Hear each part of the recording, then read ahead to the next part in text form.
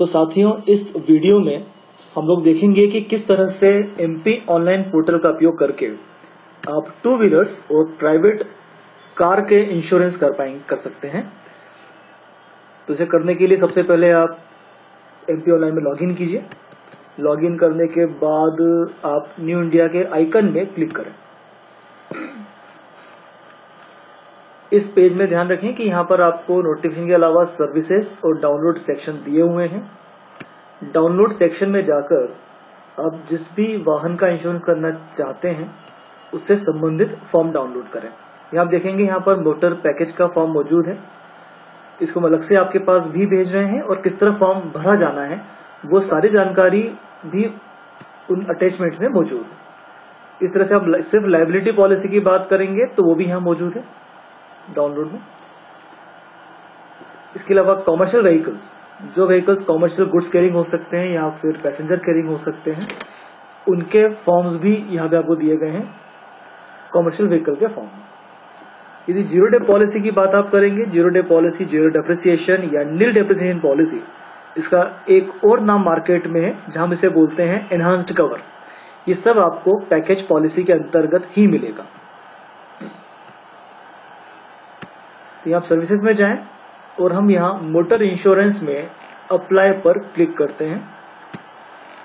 इससे एक नई विंडो ओपन होगी।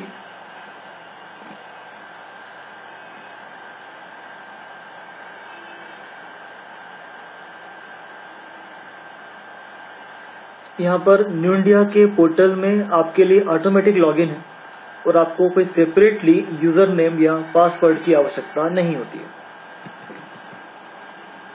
साथ ही मोटर में देखेंगे आप यहाँ टू व्हीलर्स और प्राइवेट कार, इन दोनों की अंडरराइटिंग या इन दोनों के जरिए पॉलिसी इशू करना लगभग एक जैसा है। तो हम यहाँ पर एक प्राइवेट कार का एग्जांपल लेते हैं। आइडेंटिकल एग्जांपल टू व्हीलर्स के लिए भी लागू होगा।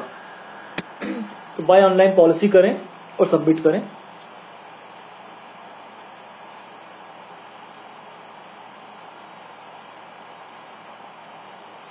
तो देखिए, इसके बाद ये आगे फॉर्म ओपन होगा।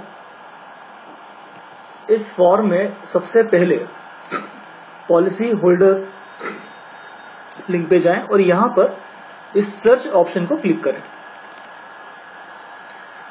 चूंकि आप सारे इंश्योरेंस पहली बार करने वाले हैं तो आपके लिए जरूरी है कि आप सभी मामलों में नई पार्टी क्रिएट करें।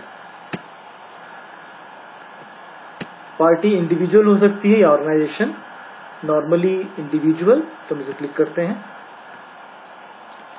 यहाँ आप आरसी बुक के आधार पे दी गई सारी जानकारी भरें। तो फर्स्ट नेम, हम यहाँ फिलहाल टेस्ट में काम कर रहे हैं तो हम यहाँ टेस्ट लिख रहे हैं, पर आपके सम्मान मामले में आप आरसी बुक देखें और उसमें दी गई जानकारी ठीक ठीक भरें।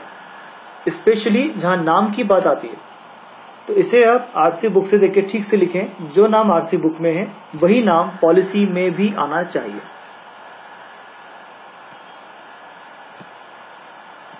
महिला या पुरुष, इसके बाद कॉन्टेक्ट टाइप परमानेंट या postal, dated to permanent. Date of birth compulsory नहीं है, पर आप लिखना चाहें तो अवश्य लिखें। एड्रेस, पूरा एड्रेस लिखें जहां पर कि पत्र व्यवहार किया जा सके।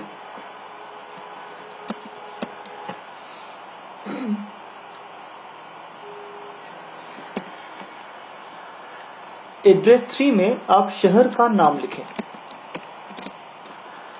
पिन कोड एक कंपल्सरी पार्ट है। पिन कोड आप देख सकते हैं, जिस शहर में आप रहते हैं वहां pin code should not be a big problem, तकलीफ नहीं होना चाहिए।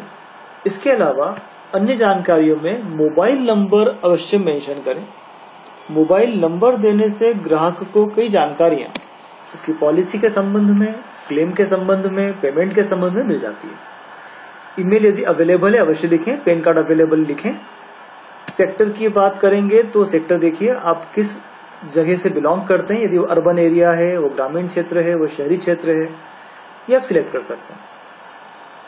तो यहाँ पर नॉर्मली हम शहरों की बात करें तो अर्बन कर दीजिए, आप रूरल कर सकते हैं। इंडिविजुअल है, क्लाइंट नॉन कॉर्पोरेट होगा। इसके बाद आप पार्टी को सेव कर लें। तब ये पार्टी संबंधी डिटेल्स, एक यहाँ पे policy holder account create new India में हो गया है, जिनके लिए आप अन्य पॉलिसीज भी बना पाएंगे। यदि गाड़ी पर लोन है, यदि लोन है तो नॉर्मली हाइपोथेकेशन एग्रीमेंट की बात हो रही होती है। यदि कोई लोन नहीं है उस संबंध में आप इसे छोड़ दीजिए, सिलेक्ट करके छोड़ दें। अगला प्रश्न कि इंश्योरेंस चालू कब से होना है। तो देखिए नॉर्मली इंश्योरेंस, यदि इंश्योरेंस ब्रेक हो चुका है, पुराना इंश्योरेंस चालू नहीं है, तो इसे आप अगले दिन से दीजिए, क्योंकि प्रक्रिया पूरी करने में ब्रेक इन इंश्योरेंस संबंधी एक दिन का वक्त तो लग ही जाता है। लेकिन अगर पुरानी पॉलिसी ग्राहक के पास मौजूद है तो उस पॉलिसी का जो आखिरी दिन है, और यदि पॉलिसी अभी चालू है, मतलब आज तक पॉलिसी चल रही है, तो उसकी अगली तारीख आप सिलेक्ट करें।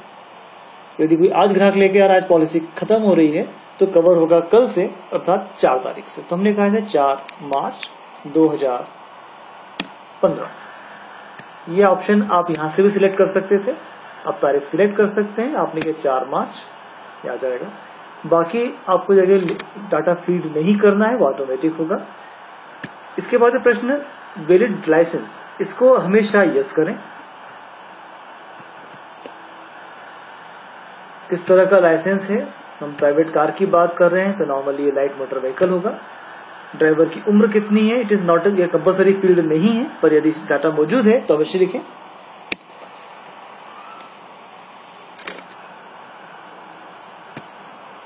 किस आरटीओ के द्वारा लाइसेंस जारी किया गया है, आरटीओ का नाम दें यहाँ पर। ड्राइविंग लाइसेंस का नंबर अवश्य प्रोवाइड करें। लाइसेंस किस तारीख को इशू हुआ था, तो यदि आपके पास ग्राहक मौजूद है, सामने लाइसेंस उसके पास है, तो ये जानकारियां आप इसमें फीड कर सकते हैं। अन्यथा ये कंपल्सरी फील्ड नहीं है, अगर आप नहीं लिखेंगे तब ये तो आगे बढ़ जाएगा। पर इंसिस्ट करें, यदि ये जानकारी मौजूद है तो ये काफी हमेशा फायदे की बात है। कब तक है लाइसेंस, ये सारी डिटेल्स आपको लाइसेंस पे मिल जाएंगी। नेम ऑफ नॉमिनी, क्योंकि ओनर ड्राइवर के लिए व्यक्तिगत दुर्घटना पॉलिसी भी होती है कवर, तो ऐसी अवस्था में जब भी हम व्यक्तिगत दुर्घटना की बात करें तो बेनिफिशियरी पॉलिसी का कौन होगा उसका नाम यहाँ आएगा। यदि अवेलेबल है तो आप अवश्य लिखें, जैसे कि माता का नाम हो सकता है, पिता हो सकते हैं, पत्नी हो सकती है, बच्चे हो सकते हैं।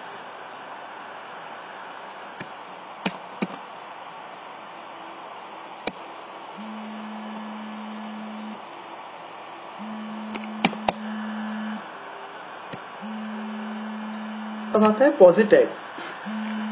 पॉलिसी टाइप में हमारे पास यहाँ पे 3 ऑप्शन है। एक तो है पैकेज पॉलिसी, जिसमें आप गाड़ी का ऑन डैमेज और थर्ड पार्टी लायबिलिटी, प्रतिपक्ष दावा दोनों कवर करते हैं। पुरानी गाड़ियों के संबंध में हम यहाँ सिर्फ लायबिलिटी कवर की बात कर रहे होंगे अगर गाड़ी 10 साल से अधिक पुरानी है। इसके अलावा जो नई गाड़ियां हैं, उन नई गाड़ियों के संबंध में आप एनहांस्ड कवर दे सकते हैं, जिसे हम कहते हैं zero depreciation policy. Zero dep का अर्थ है यहाँ पर, जब आप प्राइवेट कार की बात करेंगे या प्राइवेट 2 व्हीलर्स हैं, तो 3 वर्ष तक जो गाड़ियां पुरानी हैं उनके लिए आप जीरो डेप पॉलिसी दे सकते हैं। कॉमर्शियल्स में 5 साल तक की गाड़ियों पर कॉमर्शियल ये नील डेप पॉलिसी दी जा सकती है। मोस्टली हमारे पास जो केस आएंगे वो पैकेज पॉलिसी के होते हैं, तो इसे हम करते हैं पैकेज पॉलिसी। अब देखते हैं व्हीकल की इनवॉइस वैल्यू कितनी है। व्हीकल की इनवॉइस वैल्यू हमें देखना है कि वह गाड़ी आज नई कितने की आएगी। अर्थात मतलब ये हुआ कि 2010 में आपने कोई गाड़ी खरीदी थी, मान लीजिए मारुति गाड़ी थी, 2 लाख की ली थी, वो गाड़ी आज यदि हम नई खरीदें शोरूम से तो कितने की आएगी, वो देना है व्हीकल इनवॉइस वैल्यू में। ये लगभग अंदाजा लीजिए आप, क्योंकि सिस्टम ऑटोमेटिक इस डाटा को करेक्ट कर देगा। तो हमने बात की यहाँ पे, हमने कहा 2013 की गाड़ी करते हैं, 2011 पकड़ लीजिए आप। ये डाटा आपको मिलेगा year of manufacture RC book से। तो आरसी बुक ग्राहक की अवश्य अपने सामने रखें, जिससे डाटा आपको ठीक ठीक मिल जाए। इंजन नंबर, चेसिस नंबर, इसकी एंट्री परफेक्टली सिस्टम में कीजिए आप। इंजन नंबर और चेसिस नंबर क्लेम की अवस्था में बहुत ही इंपॉर्टेंट डाटा होता है, तो बहुत जरूरी है कि ये दोनों जानकारियां हम ठीक ठीक भरें। यहाँ आपको देखना है कि गाड़ी का मैन्युफैक्चरर कौन है। मारुति मार्केट में बहुत ज्यादा है, तो आप मारुति देख सकते हैं या कोई दूसरी गाड़ी। हम जरा एग्जांपल लेते हैं, यहाँ पर हमें एग्जांपल लिया हुंडई।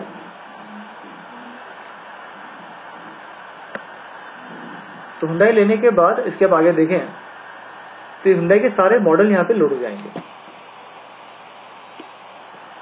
अब हुंडई में मान लीजिए हमारे पास आती है i10, तो अब i10 गाड़ी आपने सिलेक्ट कर लें यहाँ कि गाड़ी कौन सा मॉडल है i10 का, नेक्स्ट जेन, एरा, सॉलिड। चलिए हम इसको ले लेते हैं। जैसे ही आप सिलेक्ट करेंगे मॉडल को, इसके बाकी जानकारियां आपके साथ आ जाएंगी। यहाँ आपको देखना है basic colour of vehicle. Vehicle को देखिए, गाड़ी आपके सामने है, उसका रंग है, कौन से रंग की गाड़ी है। क्या गाड़ी नई है? देखिए गाड़ी 2011 में खरीदी गई थी, तो नई तो नहीं हो सकती, तो इसको आप नो करें। और जब आप नो करेंगे तो यहाँ पे आपको गाड़ी का नंबर डालना होगा। गाड़ी का नंबर बिल्कुल ठीक ठीक डालें।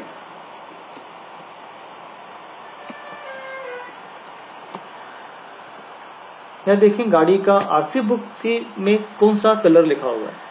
कई बार लोग गाड़ी का रंग बाद में चेंज करवाते हैं, तो इसको आप आरसी बुक में अवश्य देखें। इसके बाद है गाड़ी का रजिस्ट्रेशन किस तारीख को हुआ था। आरसी बुक में यह डिटेल आपको मिल जाएगी।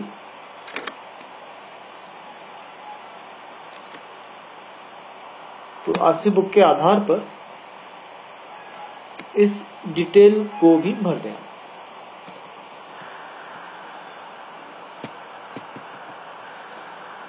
गाड़ी कब खरीदी गई थी? सामान्यतया दोनों तारीख एक होना चाहिए।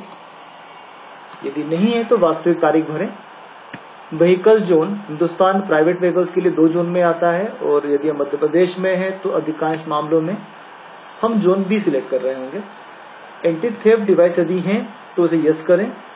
नॉर्मल ये नहीं होते हैं, इनबिल्ट रहेंगे तो छोड़ दीजिए। एनसीबी, पुरानी पॉलिसी कॉपी में आप देखें कि क्या उसमें NCB detail, no claim bonus दिया हुआ है। यदि पुरानी पॉलिसी एक्सपायर हो चुकी है, बीमा यदि ऑलरेडी खत्म हो चुका है, लेकिन बीमा खत्म हुए अगर 90 दिन से कम हुए हैं, तो आप एनसीबी दे सकते हैं, अन्यथा नहीं। पुरानी पॉलिसी में एनसीबी का कितना प्रतिशत दिया हुआ था वो आप चेक करें। यहाँ मान लीजिए कि पुरानी पॉलिसी में 25% एनसीबी दिया हुआ है, तो आपने 25 सिलेक्ट किया। फिर आपको बताना है कि क्या पिछले वर्ष के दौरान क्या कोई क्लेम इस पे लॉन्च किया गया। यदि कोई क्लेम नहीं है तो नो करें, यस तो हाँ। ये करने से आप देखेंगे कि इस साल का जो अप्लीकेबल एनसीबी है, इस बार कितना एनसीबी मिलेगा, यह जानकारी इसमें ऑटोमेटिक आ जाएगी। इसके बाद हम देखते हैं लोडिंग डिटेल्स। क्योंकि ये वेरिएंट जो है पेट्रोल वाला है, संभव है कि अगर बाद में इसमें चेंज किया गया है तो आप देख लें, इसमें सारे ऑप्शन मौजूद है। पेट्रोल है, कई लोग इसे पेट्रोल के साथ में एलपीजी भी लगा लेते हैं, या पेट्रोल के साथ सीएनजी कर लेते हैं। जो भी गाड़ी की पोजीशन है, और यदि एलपीजी या सीएनजी किट की आप बात करते हैं तो ध्यान रखें ये आरसी बुक में एंडोर्स्ड होना चाहिए। यदि आरसी बुक में एंडोर्स्ड नहीं है तो आप इसे पॉलिसी में इस्तेमाल नहीं करेंगे। इनमें से अधिकतर प्रश्नों के उत्तर नाम में आना है, इसलिए हम एक्स्ट्रा नहीं लिख रहे हैं। एक्स्ट्रा इलेक्ट्रिकल इलेक्ट्रॉनिक फिटिंग, यदि ग्राहक ने कुछ एक्स्ट्रा फिटिंग्स अपनी गाड़ी में करवाई हैं, इसका इंश्योरेंस चाहेंगे तो यहाँ पे इसको यस कीजिए और इसके ऑप्शन आप दे सकते हैं। Music system, AC, fan, lights या अदर फिटिंग्स। म्यूजिक सिस्टम के ऑप्शन कई लोग इस्तेमाल करते हैं। तो मान लेते हैं कि यहाँ पर किसी ने एक बेसिक मॉडल लिया था और बाद में म्यूजिक सिस्टम अटैच किया, तो हमें लगभग वैल्यू ले रहे हैं एक अच्छे म्यूजिक सिस्टम की, मान लीजिए 10,000 रुपए। इसी तरह से आप बाकी फिटिंग भी दे सकते हैं। इन सबके आधार पर इंश्योर्ड की डिक्लेयर्ड वैल्यू इस गाड़ी की आ रही है 2,04,722 रुपए। एक बात का ध्यान रखें कि अगर पुरानी पॉलिसी, क्योंकि आपको लेकर रखना ही है, आपका आईडीवी जो सम इंश्योर्ड यहाँ पर आ रहा है पिछले साल की आईडीवी से अधिक ना हो। सिर्फ इतना ध्यान आपको रखना है। यदि सिस्टम की किसी त्रुटिवश गलती से ज्यादा आता है, इसे आप कम कर दें। कुछ अन्य ऑप्शन मौजूद हैं पीए पॉलिसी के लिए, कि अगर आप चाहें कि नेम्ड पर्सन के लिए पीए पॉलिसी लेना है या पेड ड्राइवर रखा है उन्होंने, रेगुलर ड्राइवर है जिसका आप कवर चाहें उसे आप ऐड कर सकते हैं। इस तरह से यदि अननेम्ड पर्सन के लिए करना है तो भी आप कर सकते हैं। सिंपल क्वेश्चन है, इसमें हाँ या ना में आपको जवाब देना है। लायबिलिटी कवरेज इसे ऑल पे ही रखें, एक्सेस हम नहीं बढ़ा रहे हैं, नम एक्सेस एक्स्ट्रा अटैच कर रहे हैं। इसके बाद आप जाइए एडिशनल डिटेल्स में। एडिशनल डिटेल में एक बार फिर से आता है कि गाड़ी कब खरीदी गई थी। अगर आपको ये तारीख याद हो चुकी होगी तो 4 मार्च 2011 की हमने बात की थी। बाकी ऑप्शन इसमें ऑटोमेटिक है। पुरानी इंश्योरेंस कंपनी का नाम यह कंपल्सरी लिखिए। यदि ग्राहक की पॉलिसी खो चुकी है तब भी कोई डमी डाटा अवश्य डालें, वो जरूरी है। और इसे ब्रेक इन इंश्योरेंस का मामला ट्रीट करें क्योंकि यह तारीख आपके पास नहीं होगी। तो पुरानी पॉलिसी अगर नहीं है तो आप मान के चलिए कि 1 साल से इंश्योरेंस नहीं है, तो पुरानी तारीख डालें। इसको ट्रीट करेंगे आप ब्रेक इन इंश्योरेंस के मामले में।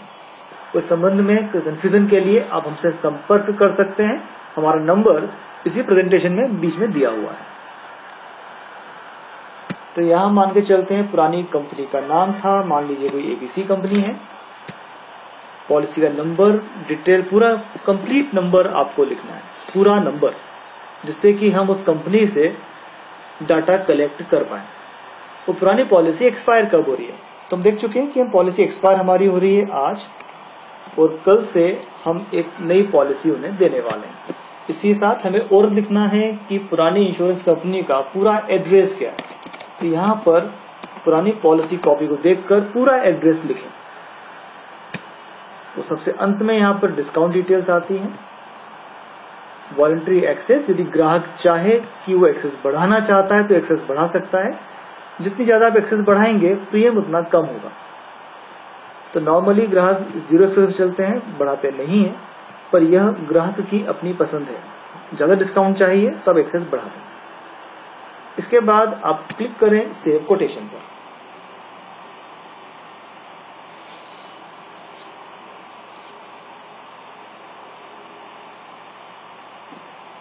तो ये आपका कोड बन चुका है। इसकी प्रीमियम है 4,765 रुपए। आप चाहे तो कोड को एडिट भी कर सकते हैं, फिर चेंज कर सकते हैं। यह कोड नंबर, इसे आप सेव कर लें और इसे प्रपोजल फॉर्म पर लिख लें। कि वो जरूरी है पॉलिसी इशू करने के पहले, बनाने के पहले, कि आप प्रपोजल फॉर्म उसके प्रिंट पहले निकाल लें। हम देख चुके हैं डाउनलोड में प्रपोजल फॉर्म अवेलेबल है, उसे आप डाउनलोड कर लें वहां से। कुछ ग्राहक का नाम, पुरानी पॉलिसी के नंबर्स, कंफर्मेशन एनसीबी वाला पार्ट, इन सबको अवश्य से मेंशन करें और ग्राहक के साइन लें। उसी पर आप कोड नंबर भी लिख दें और हम करेंगे अप्रूव कोड।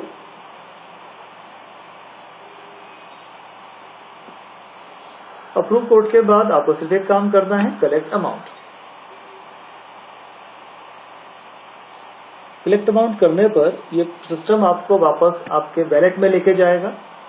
वैलेट में आप अपना यूजर नेम और पासवर्ड एंटर करें। ये बड़ी सिंपल सी प्रक्रिया है। तो यहां पर आपको 2 बार अपना पासवर्ड ऐड करना पड़ेगा। ये आपने पासवर्ड ऐड किया।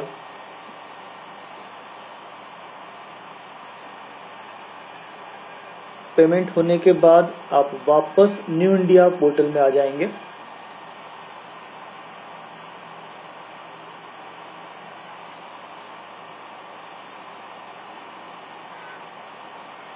तो ये आपका कोड अप्रूव होकर वहां से आ गया, पेमेंट हो चुका है।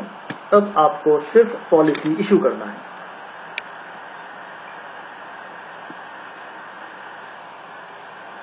तो साथियों, ये है आपकी पॉलिसी और रिसीप्ट, दोनों कॉपीज आ चुकी हैं। और इन दोनों का आप प्रिंट आउट निकालें और आप ग्राहक को दे सकते हैं। पॉलिसी का डॉक्यूमेंट ये एक फाइनल डॉक्यूमेंट है। इसके बाद कोई भी डॉक्यूमेंट न्यू इंडिया की तरफ से ग्राहक के पास नहीं जाएगा।